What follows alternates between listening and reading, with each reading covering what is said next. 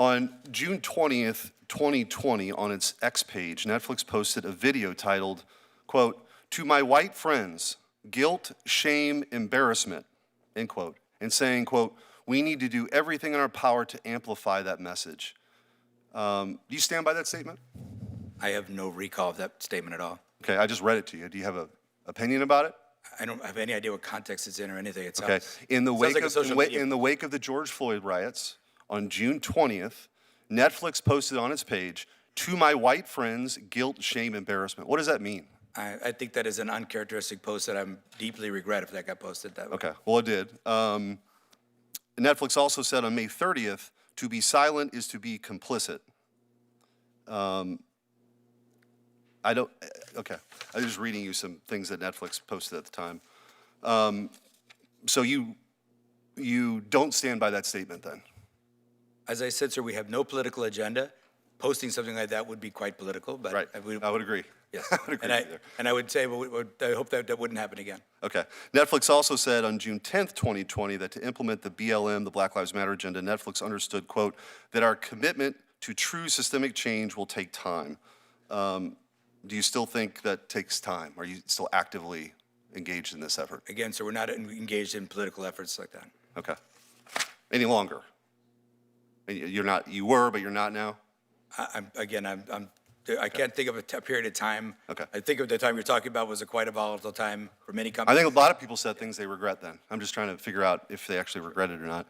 I'm not going to get into your quotes on DEI, but it seems that both you and Netflix both have made a habit of promoting DEI and wokeness.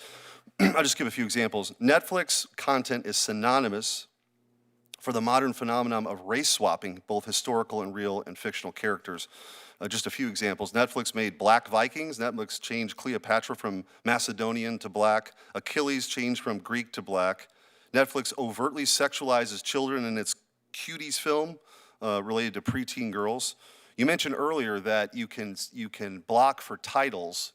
I'm not sure blocking the word cuties would shield kids from the over-sexualized content in Cuties. So I'm not sure that's sufficient enough.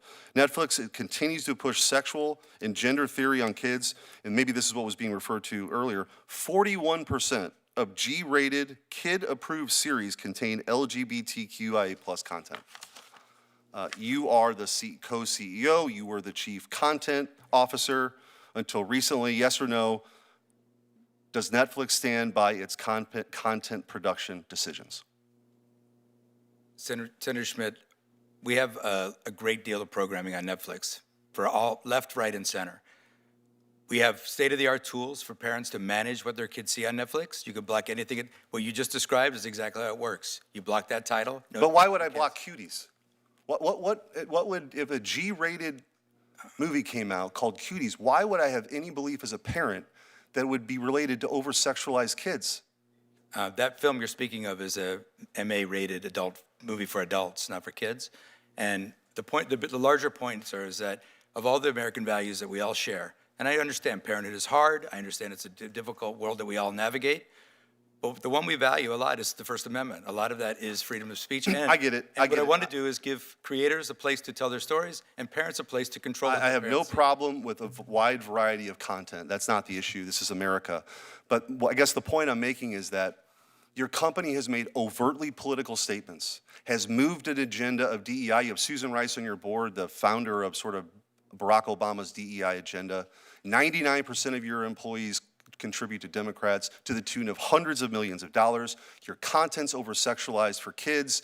You're engaged in this very woke programming, overwhelmingly. You do have some other options, but overwhelmingly. So the question before this committee, and you come before Congress, why in the world would we give a seal of approval or a thumbs up to make you the largest behemoth on the planet related to content?